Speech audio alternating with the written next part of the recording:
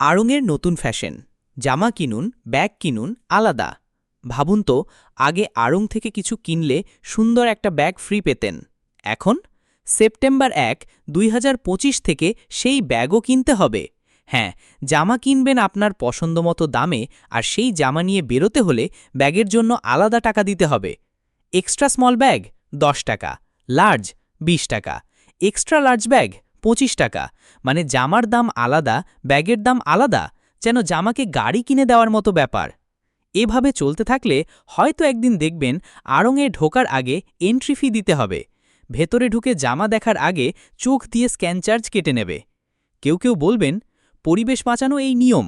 কিন্তু আমার প্রশ্ন, পরিবেশ বাঁচানো কি শুধু কাস্টমারের পকেট কাটার মাধ্যমেই সম্ভব? কাস্টমারের কদর কমলে কিন্তু ব্র্যান্ড যত বড়ই হোক, হিসাব উল্টে যেতে সময় লাগে না। তুমি কি ভাবো, আড়ংয়ের এই নিয়ম ঠিক নাকি বাড়াবাড়ি? সবার গল্প অ্যাপে এসে আপনার মতামত দিন। দেখি আসলেই কাস্টমারের কদর বেশি নাকি ব্র্যান্ডের ভাব বেশি।